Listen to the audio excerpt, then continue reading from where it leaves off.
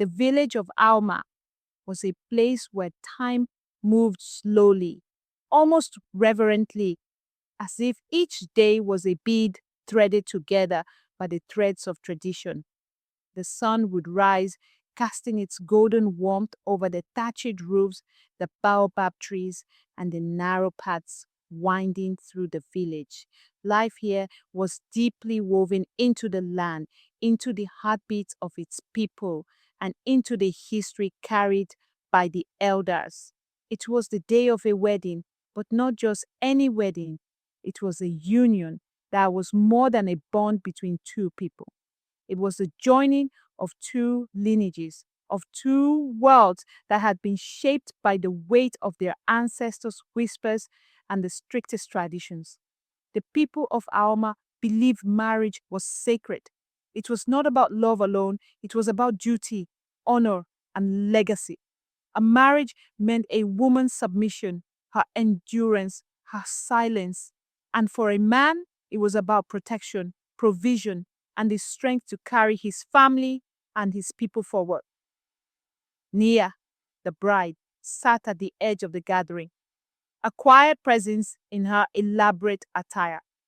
Her dress was a work of art, layers of vibrant indigo fabric embroidered with gold threads, each stitch a symbol of her place in the lineage of women who had come before her. Her face was obscured by the delicate veils, leaving only her dark, expectant eyes visible. She had been raised for this day, not just as a wife, but as the embodiment of all the expectations her community placed on her.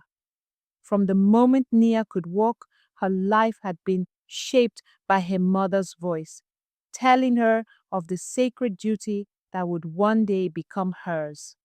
A woman does not question, her mother had often said as she combed Nia's hair and fastened gold beads around her daughter's wrists, each bead marking a step toward the life she would soon have to live.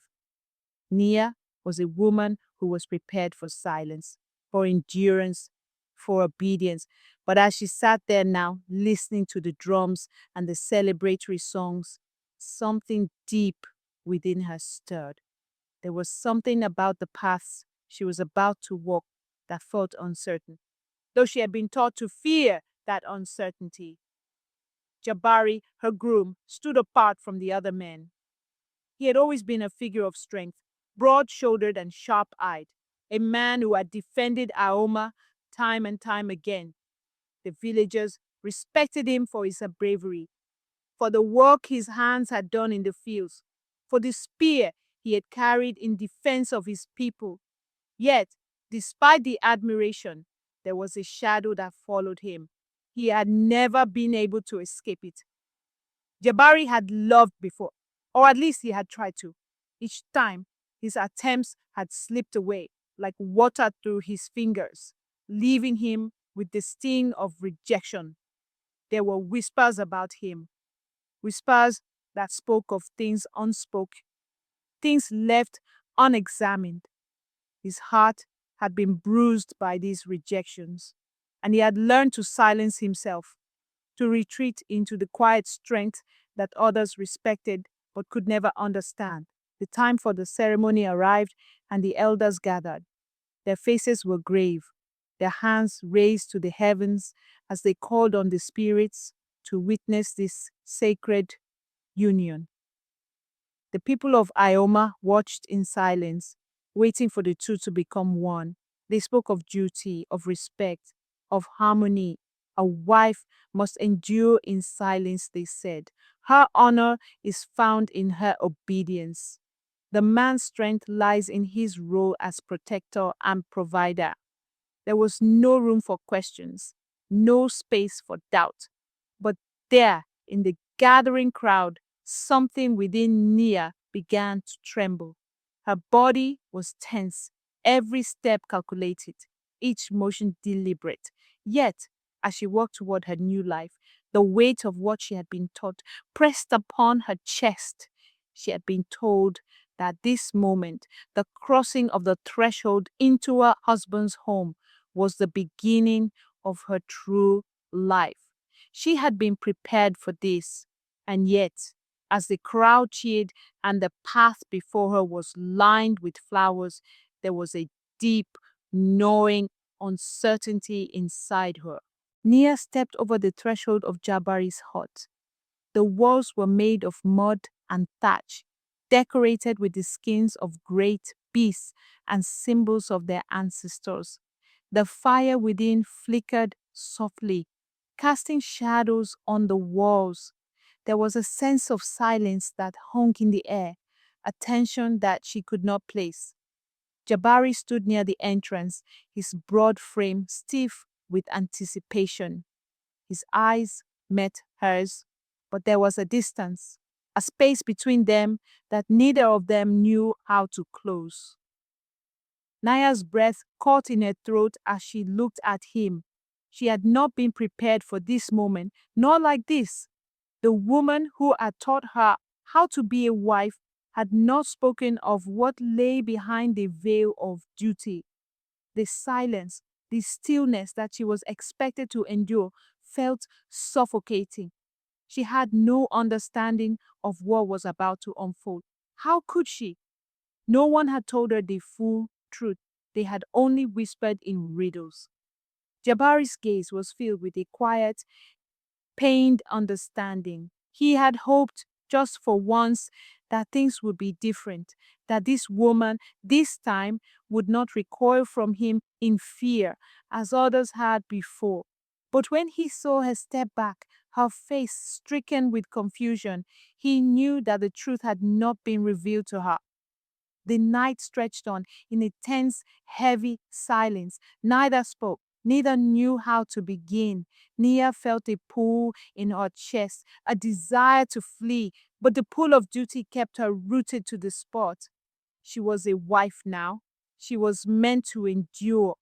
But how could she endure when she did not understand? When everything about this moment felt like a mystery she could not solve? She fled.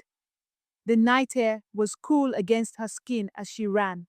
Her feet carried her down the village path without direction, without thought.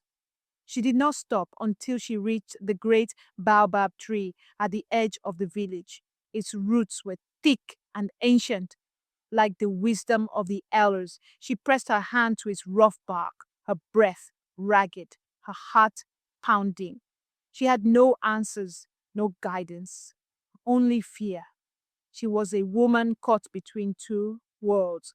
The world she had been raised in, where obedience was a virtue, and the world of her own heart, where understanding, where partnership was all she longed for. By the time she reached the hut of Mamola, the village was quiet. The dawn had not yet broken, but she could feel its presence, the promise of light and clarity. Mamola was the village healer, the wise woman who had seen the rise and fall of generations. She had been a mother, a wife, and a keeper of the old knowledge that had long been forgotten by the younger women of Aoma. "Come in, child," Mamola said, without Nia even knocking. "I've been expecting you." The hut was dim, lit by a single oil lamp. The smell of sage and crushed herbs hung in the air. Nia hesitated at the entrance, unsure of what to say. But Mamola, with a deep, knowing gaze, gestured for her to sit. "You have questions," Mamola said. "I don't understand," Nia whispered. "What I saw last night, what it means." Mamola smiled softly, her eyes filled with wisdom. "What do you believe it means?" Nia hesitated, then spoke in a voice that trembled with uncertainty. "A test. Perhaps I am not strong enough to bear it." Mamla hummed softly, the sound like a chant, a song of old. She reached for a bundle of dried leaves, crushed them between her fingers, and the air filled with the earthy scent of mint and sage. "Tell me, child," Mamala said, her voice gentle but firm. "Do you believe that a woman was made only to suffer?" Nea's heart stilled. The words struck deep within her, where the confusion had been festering. "No," Nia whispered. But I was taught that a wife must endure, she must not question. And yet, Mamola said, here you are, questioning. What is it that you fear? Nia thought for a moment, the truth bubbling up inside her like a river that had been dammed for too long. I fear the unknown. I fear that I do not understand the way of things. I fear that I am not prepared. Mamala nodded slowly. Child, love is not a battle. It is a dance that must be learned together. A long silence stretched between them. Then Mamola spoke again, her voice soft but insistent, like the wind that pushes against a rock. There is no shame in fear, child. There is only shame in silence. Too many women have been told to endure, to carry burdens without understanding what they are. But a woman was not made to suffer in silence. She was made to be a partner in love. Nia's heart swelled with the weight of the words. For the first time, she felt something stir deep within her, something that was not fear, but understanding. As Nia rose to leave, she knew what she had to do.